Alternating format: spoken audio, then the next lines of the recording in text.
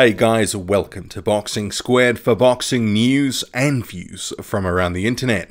The rising 8-0 blue chip prospect Daniel Dubois has finally responded to all the chatter and the call-outs from fellow British prospect and stablemate Nathan Gorman.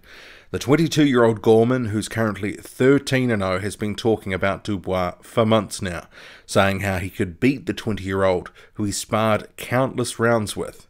In June, for example, he said there were chinks in Dubois' armour that he could exploit, and he would be the one to beat him.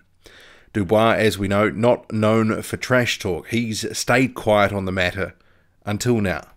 So as part of a piece penned in his name, because I don't believe he wrote it, Dubois reflected on what had happened after his last fight against Tom Little, saying, "No sooner a fight is done with, particularly in the heavyweights, one of your rivals always tends to pipe up and have a few things to say. This time for me was Nathan Gorman offering up an assessment and telling everyone that he would beat me. What I make of it is that everyone is allowed to have their own opinion, of course. It's what he thinks, but I know I've got what it takes to beat him, most of the other fighters around at my level, internationally and domestically.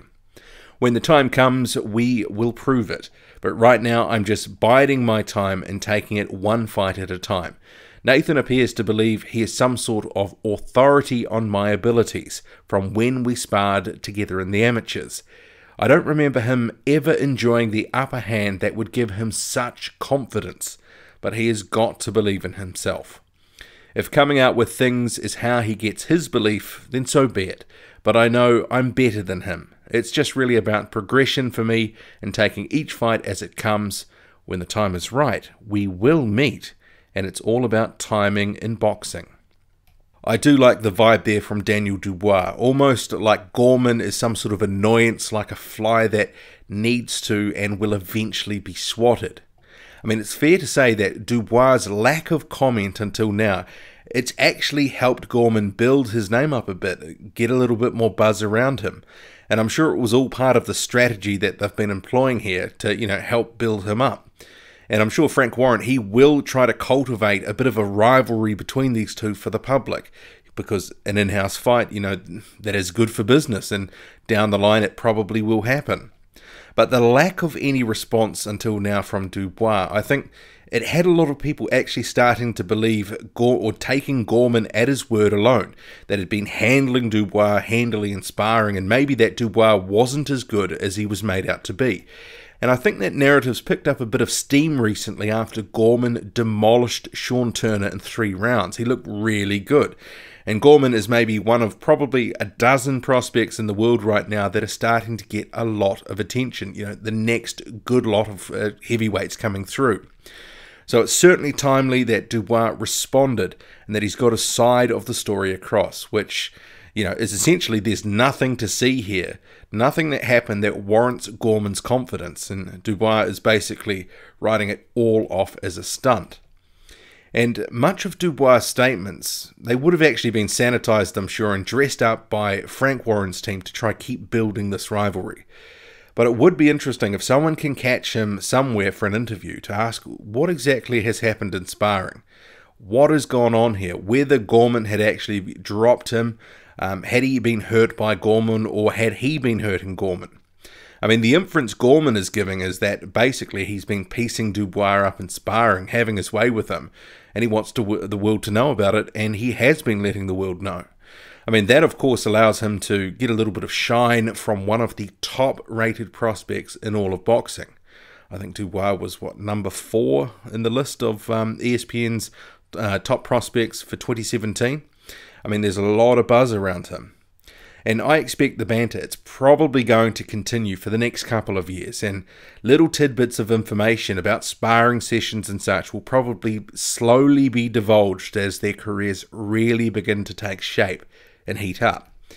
I hear people say they should be fighting each other now, but I take a step back and go, well, why would Frank Warren do that? If both guys can eventually get to 18-0, 20-0, by then, they'll actually be well-established contenders. They'll be more likely to be able to headline shows and bring in the money. After all, when you strip it all back, They are building up an entertainment product for us fans to buy into. And if the reality is, if they fight now, the value of one, it takes a hit. So if they do stay together in the same stable, and one of them works their way into some sort of belt, in a couple of years' time, 2, 3, 4 years' time, whatever, that's when we might see them fight, when something's on the line, when they've really got the buzz behind them. But it will definitely be at a time when they're proven money spinners. You can better believe that. We have to remember as well that Gorman, he's only 22, and Dubois, 20. They're still so young.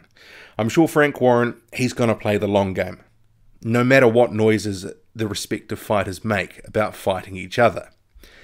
But in terms of a fight, even right now, it's an intriguing prospect. Gorman, he might not be the body beautiful, but he's really good. He's got fast hands, decent fundamentals, he hits like a mule. And Dubois, meanwhile, he's a bit of an open question in some departments just because we haven't seen enough of him. Sure, he's stretching guys out with his right hand, but how many tools does he really have in the toolkit? What's his chin like? How will he respond when he's under real pressure?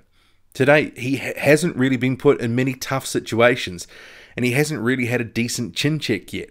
And obviously, blowing out journeyman, he's going to look really good. But does he have the speed and the movement to really mix it with some of the tougher names in the division? Some of this will be proven out and ticked off in the next couple of years or so.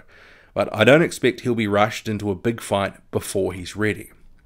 I would also note in the fighter diary that was penned in his name, he spoke of having overreacted to Tom Little's antics in fight week. Specifically, he says, he did get to me a little bit at the press conference, and that really didn't surprise me. Perhaps I did overreact when I shouldn't have, but it was a learning experience.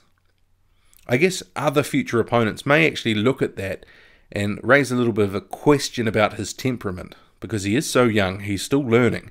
Potentially, they'll look at that and try to get under his skin as well, which, from his own admission, can be done. In terms of Dubois' next fight, so he will be in the ring again in October. And of that, he says, I'm now working towards my next fight against Kevin Johnson, and he is a man of huge experience.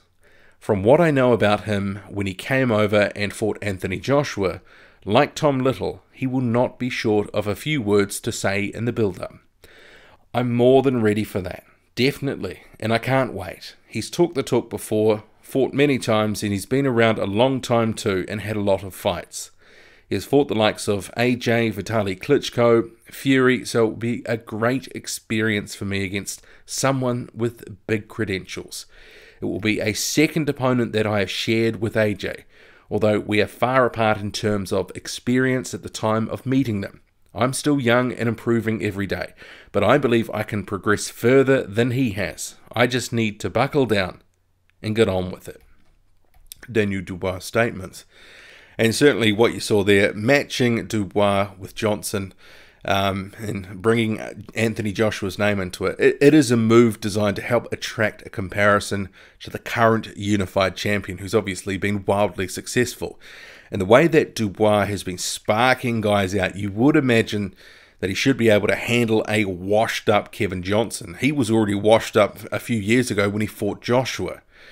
It won't actually surprise me in the least if they do actually continue to match him with some of Anthony Joshua's ex-opponents, especially if he is doing a real number of them in a similar fashion. But it probably is too early to sort of turn our minds to a Joshua versus Dubois matchup. Could be 3 or 4 years out from now, if at all. Who knows? But yeah, looking past Kevin Johnson, because he probably is going to get past him with a minimum of fuss, who's next on the radar? Should we be looking at some guys like a Travis Kaufman, a Joey DeWecco, or is that level just maybe a little bit too high for now? Is he going to take a couple more fights? Is Francesco Pianetta at the level, someone that Tyson Fury just beat? Is that kind of at the level where he should be looking next? Okay, what do you make of it all? Do you like how quickly Dubois is being brought along? What do you make of his response to Nathan Gorman? Is it timely or long overdue? Drop a comment, loud and often, hit like, hit subscribe, follow me on Twitter, boxing_squared. I'm out.